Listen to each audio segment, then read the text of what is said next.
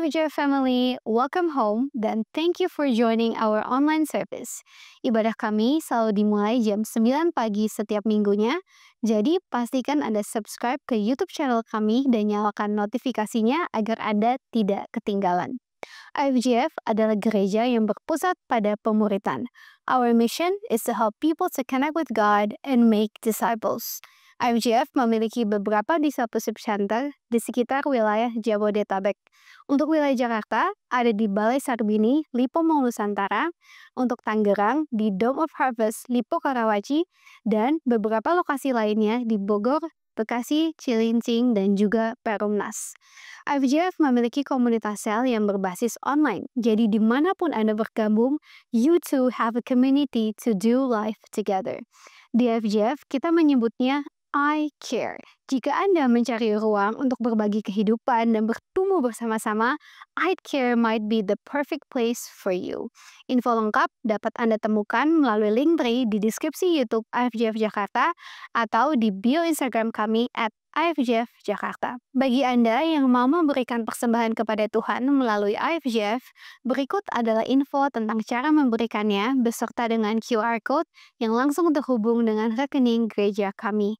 Saya berdoa supaya firman Tuhan hari ini dapat menginspirasi Anda untuk lebih lagi mengenal pribadinya dan terus bertumbuh di dalam Dia. God bless you. Kita akan belajar mengenai kasih Tuhan yang luar biasa, a mother's love yang mencerminkan, merefleksikan kasih Tuhan. Dan saya tertarik kepada Rebecca karena I think Rebecca represent a reality dari seorang ibu. Biarpun nanti kita belajar seorang ibu, biarpun dia dalam Tuhan, biarpun dia dalam mengenal kebenaran Tuhan, tapi seringkali kita sadari juga kita mempunyai banyak kelemahan, banyak kekurangan. Benar nggak? Jadi dan kita juga akan melihat di dalam kekurangannya pun rencana Tuhan karena kasih karunia-Nya yang begitu besar, Dia sanggup mengubah kelemahan itu untuk menjalankan rencananya di dalam kehidupan Rebecca. Who is Rebecca? Dia adalah menantu dari Abraham. Bapak Abraham mempunyai banyak sekali whatever itu. Dan dia adalah anak cucu dari kakak kandungnya Nahor. Dan dia adalah istri dari Isaac. Dan dia adalah ibu dari Esau and Jacob. Anda tahu begitu banyak story mengenai Jacob. Dan today we going to study about her mom. Dan kalau kita pelajar, I want to start dengan satu hal. My title, next my slide. A mother's love walks into destiny. Kita akan belajar sebentar mengenai siapa Rebecca ini sebelum dia menjadi seorang ibu. Kalau Anda belajar di Kejadian 24, kita akan belajar mengenai itu previewnya, itu prelude-nya mengenai siapa Rebecca. For me, Rebecca, she is chosen. Dia adalah seorang wanita yang dipilih. Kalau kita baca di dalam Kejadian 24 ayat 14, dikatakan waktu itu Abraham menyuruh hambanya, menyuruh Eliezer, tangan kanannya untuk mencarikan seorang istri bagi Isaac, anak perjanjiannya. Dan Abraham secara spesifik mengatakan kepada Eliezer, pergilah ke rumah saudaraku, pergilah ke rumah bangsaku. Dia katakan udah wanti-wanti ke Eliezer, pokoknya jangan sampai dia kawin dengan orang Kanaan di mana waktu itu Abraham tinggal. Dan kemudian Abraham mengatakan secara khusus kamu harus pergi ke rumah keluargaku, ke kaumku sendiri. Dan friends, waktu saya membaca permintaan Abraham itu kemudian saya teringat. Beberapa waktu ini banyak sekali beberapa orang tua mengatakan, Ci ini gimana ya? Anak saya lagi punya relationship. Anaknya cinta Tuhan sih. Anaknya sungguh-sungguh sih. pekerja keras sih. Tetapi dia katakan dia katakan tetapi sukunya berbeda. Dia katakan kalau mama papa saya tahu mereka semua bisa pingsan mengenai hal ini. You know, di keluarga tertentu, for them is very important. Dan kemudian saya katakan, wow. Dan kemudian waktu saya membaca Abraham ini, Abraham secara spesifikly mengatakan, pergi ke bangsaku, pergi ke kaumku, pergi ke keluargaku. Jadi secara spesifik Abraham katakan, aku mau orang yang seperti apa, benar-benar kaumku sendiri. Dan untuk Anda para orang tua atau para single yang sedang mencari pasangan, orang tua yang cari mantu, mungkin Anda dan saya harus berdoa seperti Abraham, secara spesifik, what you want. Dan kemudian waktu itu ceritanya Eliezer, dan Eliezer ini juga sangat unik. Waktu dia berdoa, waktu dia pergi ke tempat mencari calon istri untuk Isaac, dia juga enggak berdoa supaya, dia juga enggak minta supaya calonnya ini cantik atau gimana begitu. Tapi dia doanya secara khusus begini. Tolong miringkan buyungmu itu supaya aku minum, dan yang menjawab, minumlah dan unta-untamu juga akan kuberi minum. Ini adalah kriteria yang Eliezer minta. Dia minta wanita itu selain memberi dia minum, tapi juga memberi minum unta-untanya. Dan kalau Anda baca di Kejadian 24, Eliezer itu membawa unta 10 loh. Bukan 1, bukan 2, tapi 10. Dan konon ceritanya satu unta itu kalau untuk diberi minum sampai kenyang itu harus 30 galon, aka 130 liter. Wow, permintaan yang sangat aneh dan sangat memberatkan. Tetapi luar biasanya ketika dia bertemu dengan Rebeka, that is exactly yang Rebeka lakukan. Dia tidak hanya memberi minum Eliezer, tapi juga seluruh unta dan seluruh anak buah yang dibawanya. Jadi, I put right here apa? I will water your camels too. Jadi itu menunjukkan bahwa Rebeka mempunyai karakter generous. Dia mempunyai karakter seorang pelayan. Dia mempunyai karakter seorang yang ramah tamah, hospitality-nya luar biasa. Dan itulah, jadi akhirnya kalau Anda baca Rebeka dipilih bukan karena kecantikannya, tetapi karena karakternya yang melayani, yang ramah tamah, dan yang and she wants to go extra mile for it.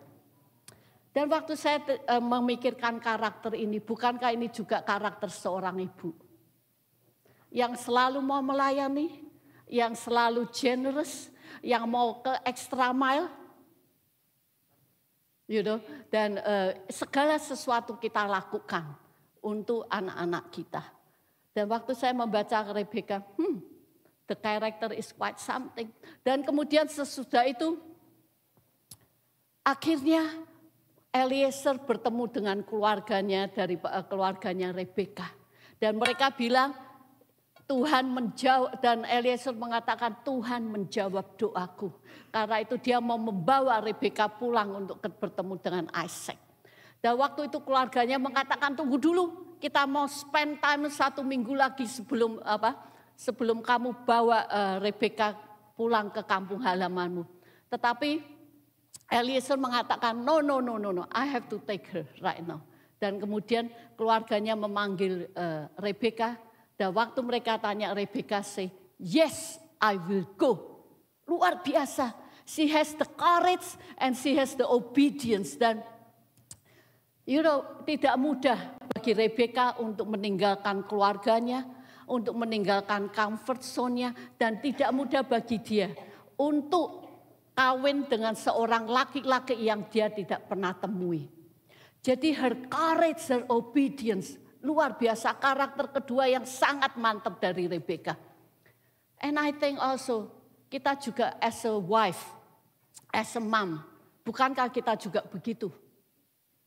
Ketika Tuhan memberi kita anak, ketika Tuhan memanggil kita untuk memasuki another season of life sebagai seorang mam, kita tahu sebagai seorang ibu, anak kita lahir tidak dengan manual yang benar. Benar nggak? Kita nggak ngerti nih cara didik anak yang benar, karena katanya kalau anaknya 4 sifatnya berbeda-beda. Jadi tidak datang dengan manual, buku petunjuk kamu kalau raise anak harus begini ya. Tapi and yet kita sebagai seorang wanita, sebagai seorang istri, sebagai seorang ibu, ketika kita memasuki motherhood, kita dengan semangat kita katakan, I will go. I will do whatever it takes to become a mom. Benar nggak teman-teman? Itu yang kita lakukan. Kita punya courage, kita just obey dan kita just follow God. Tapi lately juga saya menemukan banyak juga beberapa pasangan muda suami istri, mereka nggak mau punya anak juga. Why?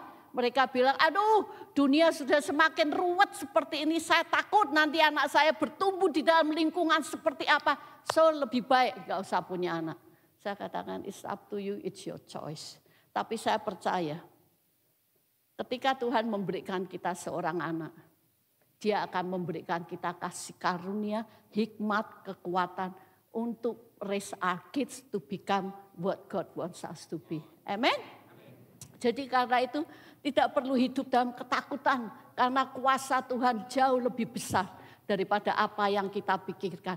Kuasa Tuhan rencananya jauh lebih besar dari keadaan ekonomi masa kini. Kuasanya, rencananya jauh lebih besar dari keadaan culture masa kini. Karena Tuhan kita yang menciptakan mereka, Tuhan kita yang menulis nama mereka in His own palm, dan Tuhan yang mempunyai masa depan mereka di tangannya. Amen.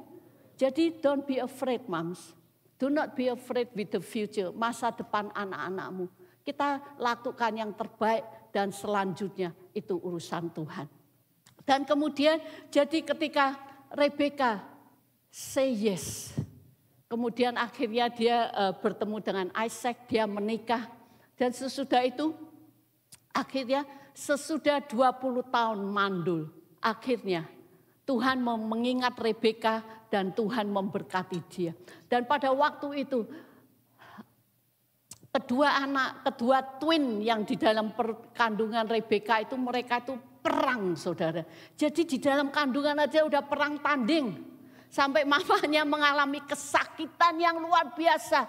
Sampai Rebecca mengatakan, aduh gua mau mati aja ini, kenapa sampai begini. Dan kemudian yang dilakukan Rebecca, instead of dia ke kanan, ke kiri, tanya kanan, tanya kiri, dia mengatakan, I will seek the Lord. Aku akan mencari Tuhanku.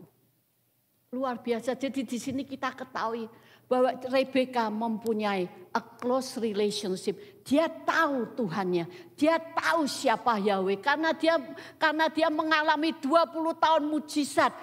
Dia dari mandul ke mandulan, akhirnya dia mendapatkan 2 orang anak. Jadi dia tahu kemana dia harus pergi ketika masalah, ketika problem, ketika tantangan terjadi di dalam hidupnya. He seeks the Lord, dikatakan I will ask the Lord. So you can see her faith and her relationship with God. Dan doa saya Anda sebagai para ibu-ibu di tempat ini, ketika masalah datang, remember, cari Tuhan terlebih dahulu. Amen. Jangan cari pendeta. Pendeta juga punya banyak masalah. I tell you the secret ya. They have a lots of problem too. Jadi mereka juga punya tantangan. Dan juga mereka juga tidak selalu mempunyai jawaban bagi hidup Anda. I know most of you are disappointed. It's reality. Jadi karena itu belajar seperti Rebecca, ketika masalah, carilah wajah Tuhan terlebih dahulu. Amen. Sesudah itu baru cari, jangan pendeta Anda sibuk, cari I care leader Anda dulu. So seek the face of the Lord. Lakukan. Jadi kalau kita melihat di sini, Rebecca ini benar-benar seorang wanita, seorang ibu yang luar biasa, yang ideal. Tetapi something happened. ketika dia mempunyai anak. Dan bukan cuma mempunyai Esau dan Yakub. Sesuatu terjadi karena ternyata dia begitu terobsesi dengan Yakub. Dan kita my next point, I like this one. Mother's love sometimes get messy, benar nggak? Sometimes messy juga, harus diakui. Dan apa yang terjadi di situ? Kejadian 25 ayat 27 sampai 28 dikatakan, lalu bertambah besarlah kedua anak itu. Esau menjadi seorang yang pandai berburu, seorang yang suka tinggal di padang. Tetapi Yakub adalah seorang yang tenang, yang suka tinggal di kemah. Ishak sayang kepada Esau sebab ia suka makan daging buruan. Tetapi Ribka kasih kepada Yakub. This is where inilah peperangan terjadi. Dari seorang Ribka yang mempunyai karakter yang luar biasa. Tetapi begitu dia punya anak, terjadilah favoritism. Dikatakan dia lebih sayang kepada Yakub dan Ishak lebih sayang kepada Esau. Karena itu orang tua, Bapak Ibu, kita seringkali mengatakan, kalau ini yang gede lebih sayang sama papanya, yang kecil lebih sayang sama mamanya. It sounds cute, but it's not right. Itu menunjukkan favoritism. Favoritism. Dan next, Esau, Ishak mencintai Esau, Ribka mencintai Yakub. Next slide. Terus dikatakan juga Esau menukar hak sulungnya dengan semangkuk sup. Anda tahu pada masa itu, saya kira Esau berani bermain-main dengan hak kesulungannya. Nanti I will explain to you why is it. Kenapa hak kesulungan itu such a big deal pada masa itu. Karena dia anak sulung, menurut adat istiadat pada masa itu, dia pasti akan mendapatkan hak berkat hak anak sulung itu. Karena itu dia dia bermain-main dengan itu. Dia dengan tenangnya waktu Yakub minta, dia ambil aja hanya untuk semangkuk sup. Tetapi Jacob menganggap penting mendapatkan berkat Tuhan. Dan apa yang terjadi? Akhirnya mereka berantem. Keturunan Esau menjadi bangsa Edom yang menjadi musuh Israel. Dan Yakub keturunannya menjadi bangsa yang dipilih Allah dan dikasihinya. Dan Anda tahu, bagi saya ya, favoritism itu 150% kesalahan orang tua. 150%. Bukan kesalahan anaknya. It's all your fault, parents, kalau sampai ada masalah favoritism in your family. Dan mungkin juga karena akibat budaya tertentu, di mana mereka lebih suka anak laki daripada anak perempuan. Dan saya juga melihat hal itu. Kalau anak lakinya menikah, semuanya rumahnya di satu gang anak lakinya. Anak perempuannya mau di mana tidak peduli. Budaya tertentu yang benar-benar encourage favoritism. And you know, kalau itu ada di dalam keluargamu, parents, kalau itu terjadi di dalam keluargamu, I think by now Anda dan saya tahu. Akibatnya adalah itu menghancurkan keluargamu sendiri. Sama seperti di sini, Jacob dan Esau menjadi musuh. Hubungan Ribka dan Ishak berantakan. Kemudian Jacob run away, dia lari daripada rumahnya. Dan yang menyedihkan, Ribka harus hidup dalam penderitaan. Mengapa? Karena begitu Yakub pergi ke rumah adiknya Laban, Ribka tidak pernah bertemu dengan Yakub sampai dia mati. So, my friends, favoritism itu menghancurkan keluarga. Totally, absolutely destroy and totally, absolutely adalah kesalahan orang tua, bukan anak-anaknya. Saya tahu kita sebagai manusia, kita lebih suka misalnya yang kelihatannya cocok dengan kita. Mungkin seperti Jacob, dia senang di rumah, dia senang masak persis mamanya. Esau dia suka berburu dan Ishak suka makanan hasil buruannya. Jadi terjadi perpecahan di dalam keluarga. Right, it's because of the parents' fault. Kesalahan daripada orang tuanya. Pagi ini, jika ada dari Anda, anak-anak yang mungkin engkau menderita akibat favoritisme ini. You know apa yang bisa Anda lakukan di Mother's Day ini? Dan satu hal juga yang saya sadari, tidak semua ibu bisa berfungsi sebagaimananya seorang ibu. Seringkali saya mendengar juga yang mengatakan, I hate my mom.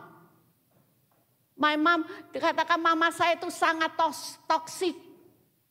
Saya kesal sekali dengan mama saya.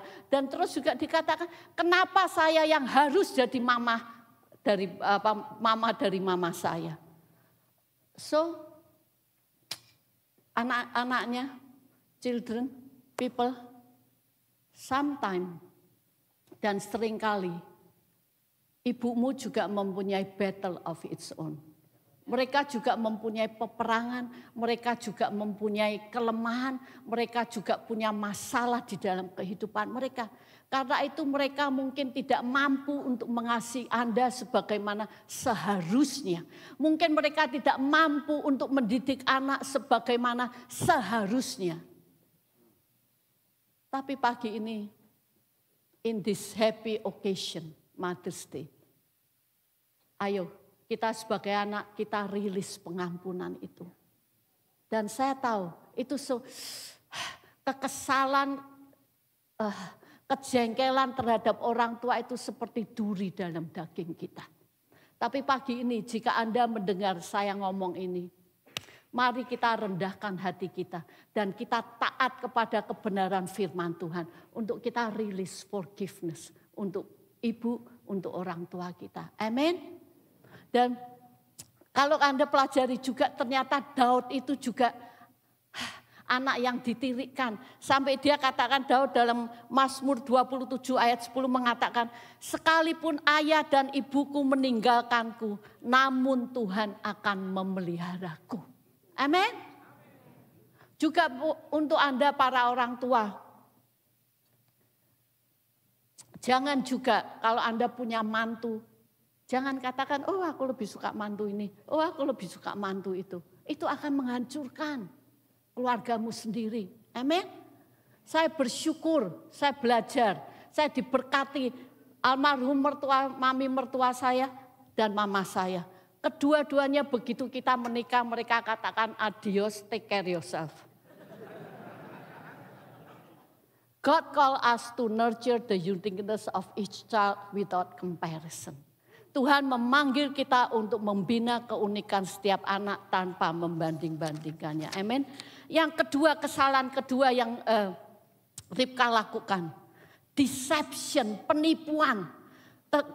Jadi ceritanya Kejadian 27. Waktu itu Ishak matanya sudah enggak lihat. Dan Anda tahu Ribka itu pokoknya desperate, pokoknya harus Yakub yang mendapatkan hak kesulungan itu. Karena memang waktu anak itu dalam kandungan Tuhan juga sudah berbicara bahwa yang tua akan melayani yang muda. Jadi Ribka begitu memegang firman Tuhan itu. Tetapi yang dia lakukan salah total. Ketika dia tahu Ishak mau memberkati Esau, Ribka wanita yang lihai ini, dia merancang semuanya. Sehingga akhirnya dia menipu Ishak dan akhirnya Ishak memberikan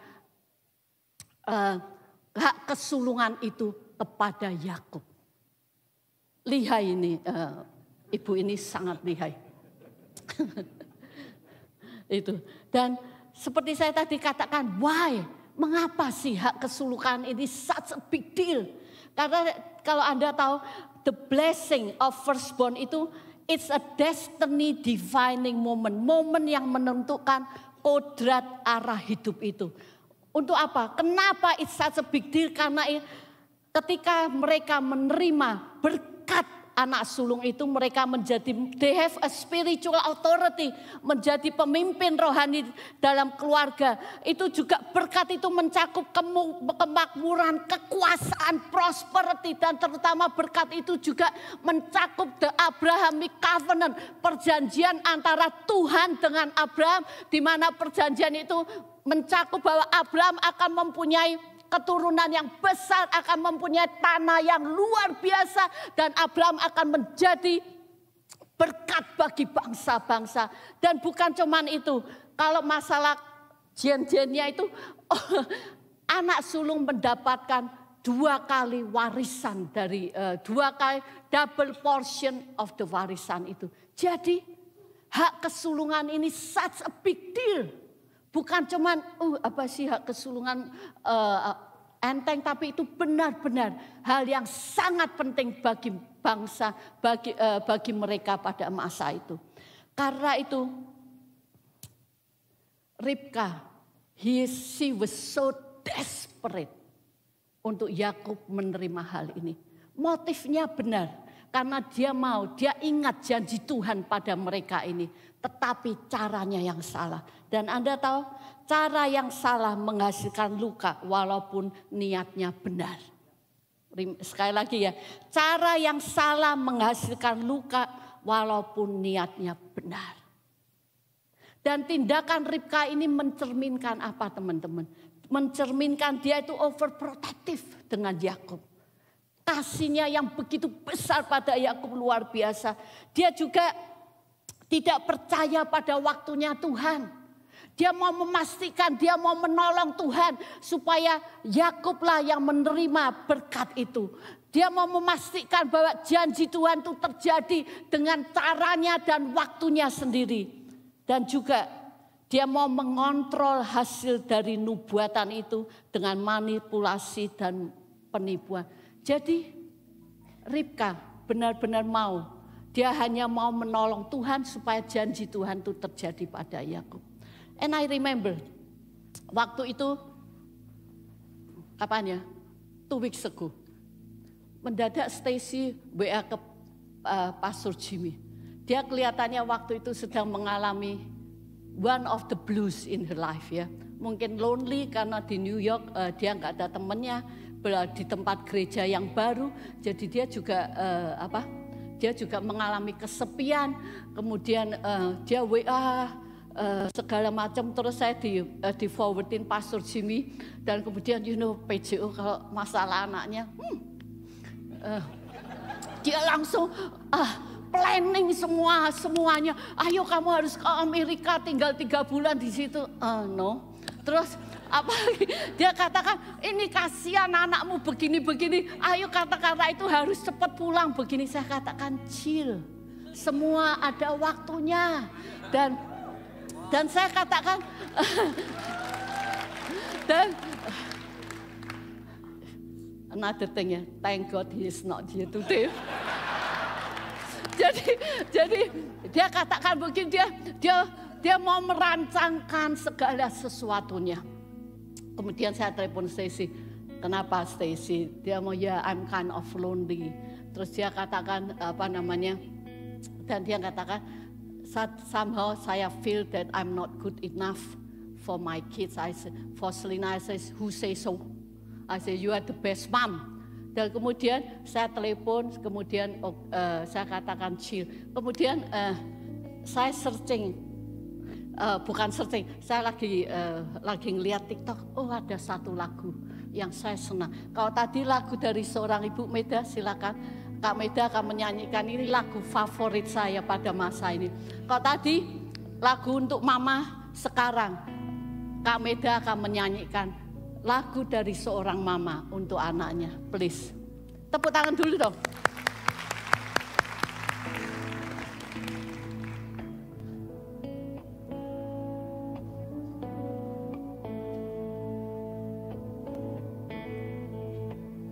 Come stop your crying, you'll be alright.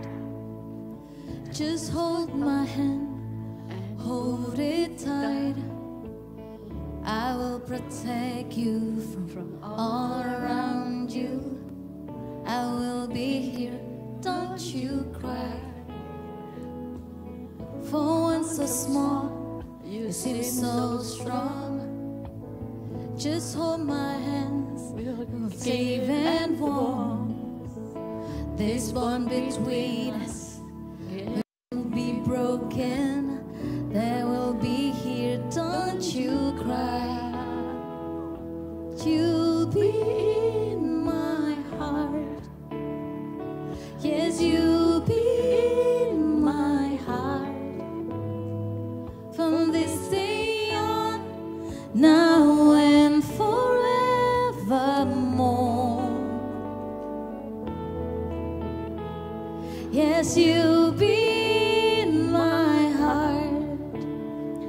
No matter what they say, you'll be here in my heart always.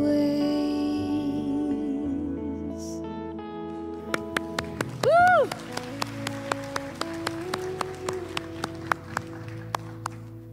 So Stacy, this is the song for you.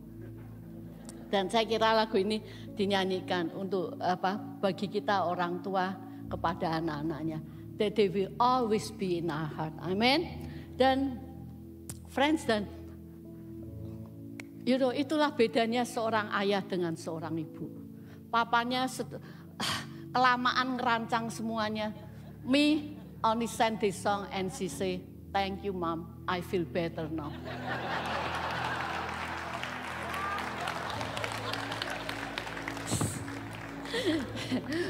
Gimana?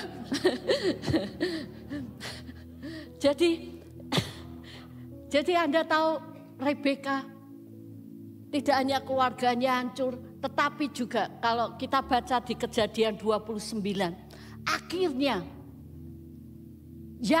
Jacob juga ditipu oleh pamannya, oleh Laban. Dan bukan cuma itu, Jacob akhirnya ketika dia mempunyai ke-12 anak itu, Jacob juga play favoritism persis sama maknya. Dia melakukan hal yang sama. Dia lebih cinta Joseph daripada anak-anaknya. Sehingga akhirnya Joseph dimasukkan ke dalam sumur. Jadi memang Tuhan bisa mengubah segala sesuatu. Tetapi akibat perbuatan Rebeka, Jacob juga mendapatkan dampaknya. Last one. A mother's love still matters at the end. Kasih ibu tetap berarti pada akhirnya. Kalau kita the story of Rebeka tidak berhenti di Kejadian 27. Kita tahu kalau kita baca kesalahan manusia tidak menggagalkan rencana Allah. Amin. Apa yang terjadi? Janji Tuhan terhadap Yakub terpenuhi. Yakub memiliki 12 anak laki-laki yang kemudian menjadi 12 suku Israel. Bukan hanya itu juga, Mesias lahir dari keturunan Yakub.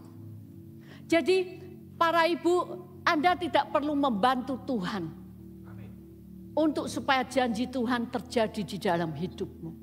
Dan pagi ini juga untuk para ibu, jika engkau juga melakukan kesalahan seperti Ribka, seperti saya melakukan kesalahan, satu hal saya percaya, bahwa Tuhan sanggup mengubah, Tuhan sanggup mengubah, menggantikan segala kesalahan, kelemahan kita ini. Sehingga rencananya tetap terjadi di dalam kehidupan anak-anak kita. Jadi karena itu seperti Rebeka, saya ingin juga kita para ibu, para anak-anak di sini, even though your mom hurt you so much, remember one thing. Kasih karunia Tuhan itu sanggup untuk mengubah. Kasih karunia itu sanggup, Tuhan sanggup mentransformasikan. Sehingga rencananya dalam hidupmu, rencananya dalam hidup saya akan tetap terjadi. Rencana Tuhan terhadap hidup anak-anak kita, biarpun kita dengan segala kelemahan, kekurangan kita, juga akan tetap terjadi. Tetapi saya juga ingin menghimbau para ibu di sini, ayo kita juga senantiasa mengkoreksi, memperbaiki. Kita senantiasa belajar, kita senantiasa berubah, kita senantiasa bertumbuh. Sehingga kita setiap kali juga akan menghasilkan buah-buah yang manis. Amin. Buah-buah yang menjadi berkat bagi anak-anak kita, bagi mantu, bagi cucu-cucu kita. Sehingga setiap dari Anda dan saya akan meninggalkan legacy yang akan menciptakan keluarga, yang akan membuat keturunan kita generasi demi generasi menjadi keturunan yang diberkati Tuhan. Amin. Anak-anak, biarlah hatimu kembali kepada orang tuamu. Biarlah engkau juga boleh mengampuni. You can release, you can extend your forgiveness, your love untuk orang tuamu yang mungkin melukai hatimu. Untuk kita para ibu, para orang tua, mungkin kita juga melakukan kesalahan. Tetapi karena kesombongan kita, karena kita merasa diri kita paling benar terus, ayo kita juga minta pengampunan dan kita juga mengizinkan kasih Allah. Karena trust me, at the end of the day, yang paling penting adalah, dan yang paling berharga di dalam hidup ini adalah ketika anak mantu cucu kita berkumpul bersama. Amin. In harmony, di harmony, tidak sempurna, tapi mereka semua boleh gather di dalam kasih Tuhan, di dalam keadaan damai sejahtera. Menurut saya itu adalah berkat yang terbesar, berkat yang paling utama di dalam hidup kita. Amin. Puji Tuhan, let's pray. Tuhan, kami bersyukur untuk siang ini Tuhan. Jika kami boleh belajar dari kehidupan Rebeka Tuhan. Tuhan, kami menyadari sebagai seorang ibu pun kami mempunyai begitu banyak kelemahan, kesalahan di dalam hidup kami. Tuhan, sehingga mungkin membuat luka hati pada anak-anak kami. Tuhan, Kau ampuni kami Tuhan. Tolong kami supaya kami jangan menjadi ibu yang bebal, menjadi ibu yang sombong, ibu yang sok tahu Tuhan. Tapi biarlah kami juga boleh belajar, merendahkan hati kami, mendengar apa yang anak-anak kami katakan Tuhan. Tuhan, karena kerinduan kami hanya satu. Sama seperti Joshua berkata, aku dan seisi keluargaku mau mengasihi Engkau, melayani Engkau. Itulah kerinduan kami Tuhan. Tuhan, hamba-Mu berdoa untuk setiap mam di sini yang mungkin juga grieving karena anak-anaknya meninggalkan Engkau Tuhan. Tuhan, siang ini kami berdoa, Tuhan biarlah Engkau panggil anak-anak itu kembali lagi Tuhan, supaya mereka boleh mengasihi Engkau, supaya mereka boleh hidup di dalam jalan-Mu, supaya mereka juga boleh mengasihi, mengingat akan orang tua mereka Tuhan. Tuhan, hamba-Mu berdoa supaya setiap anak-anak juga di tempat ini Tuhan, mereka juga boleh release their forgiveness, mereka juga boleh embrace, mereka juga boleh taat kepadamu, merendahkan hati mereka dan mengampuni orang tua mereka yang melakukan kesalahan dalam hidup mereka Tuhan, dan yang melukai hati kita mereka. Tuhan, my prayers this morning, biarlah setiap keluarga di tempat ini dipenuhi dengan kasih pengampunan Tuhan dan pengharapan. Tuhan, that you will restore, Engkau akan restore, Engkau akan reconcile, Engkau akan refresh setiap keluarga di tempat ini Tuhan. Terima kasih Tuhan. Untuk anak-anak yang terhilang juga Tuhan, Engkau dengar tangisan hati para ibu, para orang tua. Engkau bawa anak-anak ini kembali kepadamu dan kepada orang tua mereka. Terima kasih Tuhan. Siang ini biarlah kami boleh celebrate ibu-ibu kami Tuhan. Karena kami yang telah menerima anugerah-Mu, we also want to extend and give our grace to our moms and our parents. Terima kasih Tuhan. Di dalam nama Tuhan Yesus kami berdoa. Amen. God bless you.